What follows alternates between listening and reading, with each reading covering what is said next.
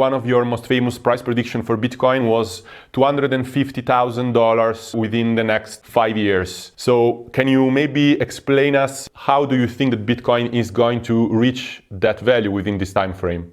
Yep. So that actually is kind of a paring back of my original comment, which was Bitcoin gold equivalence. So if I believe that Bitcoin is digital gold, which I do, digital money, then gold's total market cap is about 8 trillion. 8 trillion divided by the number of Bitcoin gives you a price of around $500,000 a coin. I guess 9 months ago or so, someone asked me the question. I said, well, they said, what's the short-term view? I said, well, if you think about it, all the gold really doesn't make sense because about half the gold is jewelry and chalices and stuff that doesn't get traded. The monetary value of gold is about 4 trillion. That's for sure where Bitcoin is. I mean, there's no doubt in my mind that we're going there. And that's about a 10 bagger. So or actually it was a 10 bagger from back then. So about 5 bagger from here. So, from 50,000 right around to 250,000. And I said about a 3 to a 5 year period. Challenge is the price has euphoria and fear. And so you have the line of value and the price goes up and down above and below it. And so how quickly we get to that price, there were a whole bunch of people this year. If you looked at the core model, it basically said the value of the network around now would be around $100. And I still believe that. Yeah, but actually I wanted to explore a little bit more your prediction for the next few years, because you seem to think that we are going to face another big crash in the next few years. Specifically, I saw an interview where you were mentioning 2024 as the year where we are going to experience a bubble which is comparable to the dot-com bubble of the early 2000s. So I always thought that dot-com bubble was more comparable to the crash that we already experienced back in 2017, but you seem to see it differently. No, look, we're so early, right? So if you think about the internet, right? Microsoft, Intel, Cisco, that's a lot of wealth, right? That is the x-axis. Or if you think about the internet, right? Web 1 is parallel to the x-axis. Web 2 is the knee of the parabolic curve, and Web 3 is parallel to the y-axis. So if you think of the area under the curve as the value, the area under the Web 1, Intel, Microsoft, Cisco, that's a decent amount of wealth, but it barely looks like anything because it's parallel to the x-axis. Web 2, Alibaba, Netflix, Google, Amazon, way more wealth, like orders of magnitude more, first $1 trillion company. That's the knee of the curve, right? We haven't even gotten to the parabolic growth part of Web 3, which is going to create untold wealth. Every time there's a bust in between, right? We couldn't have the applications formed unless we had the failure in 2000. People said it's over. The other problem you have, and we'll probably talk about, that the incumbents really don't want the disruptors to win. So they will fight really hard. They'll throw up regulatory barriers. They'll try to buy up the companies and shelve the technology. I mean, people forget, this is a long time, people forget that in 1903, the largest car company in America was the American Electric Vehicle. We had electric cars in 1903. That was going to be the future until Henry Ford shut him down by shelving the technology because he wanted people to buy his partner, John D. Rockefeller's, kerosene waste product called gasoline. So now we have internal combustion engines. So for 100 plus years, we used inferior technology. Commerce wins that way. And so the same thing's going to happen here is we'll have a bust. It'll probably be around regulatory friction. It'll probably be around fear. It'll probably be around the transition from infrastructure to applications. But on the other side, massive. Before we continue, help us clicking that YouTube like button and subscribe now to our channel. This shows the algorithm that you valued this information. And it helps us spread that message. Sharing is caring. And now, let's continue.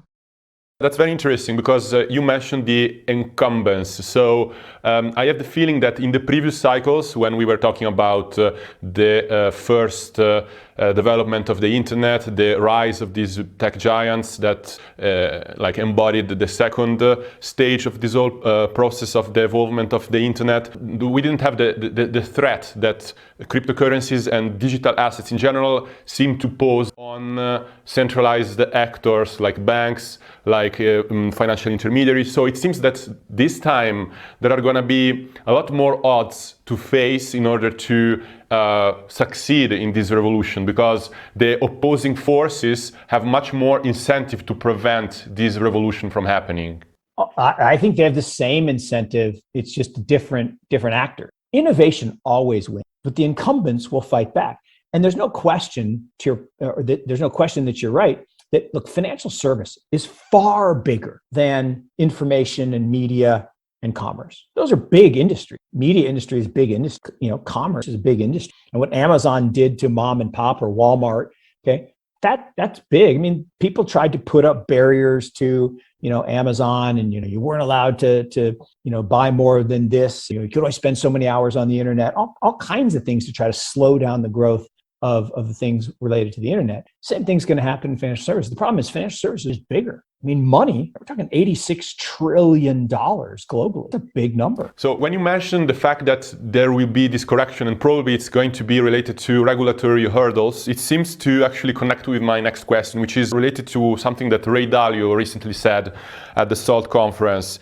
He said, he was talking about the future of Bitcoin, and he was saying that if Bitcoin becomes really successful, regulators will try to kill it. So it seems that he was foreseeing this scenario that you were talking about, but I guess that for you, this is just a temporary hurdle, and then the curve will continue growing after it. Yeah, look, I mean, Ray's exactly right, but I should say he's approximate. It's not the regulators that are trying to kill, it's the incumbents that are trying to kill by using the regulator. And that's been happening forever and ever and ever, right? When the horseless carriage was being replaced, when the horseless carriage was replacing horse-drawn carriages, what did the street sweepers and the buggy whip manufacturers do? They lobbied, fancy word for corruption. They paid regulators to throw up barriers to make, cars illegal in New York City. They tried that.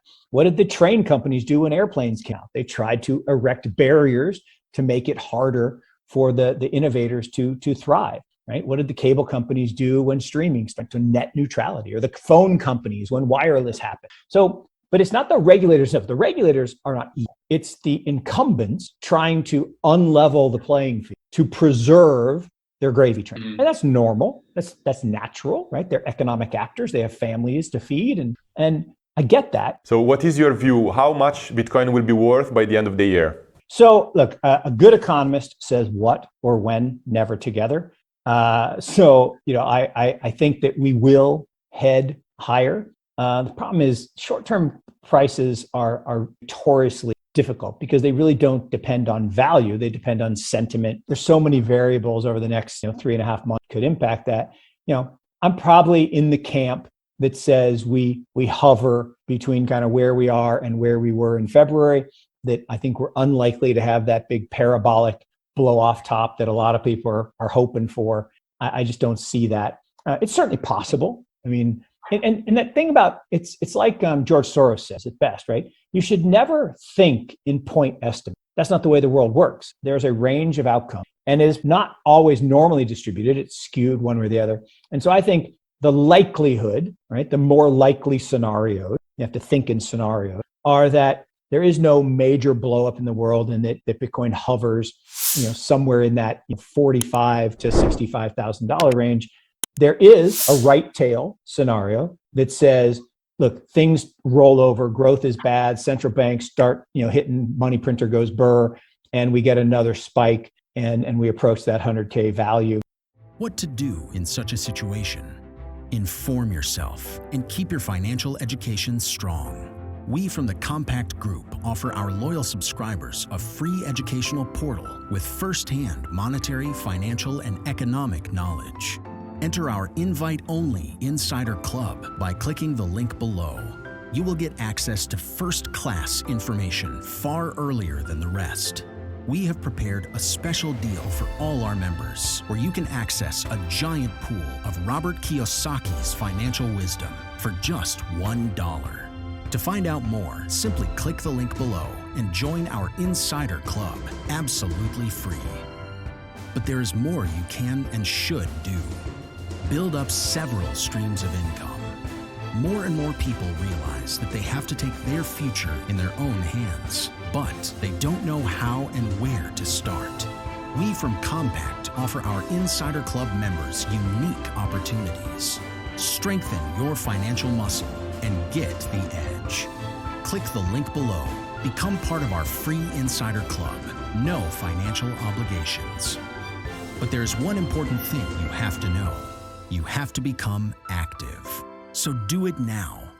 Become active and see you on the other side.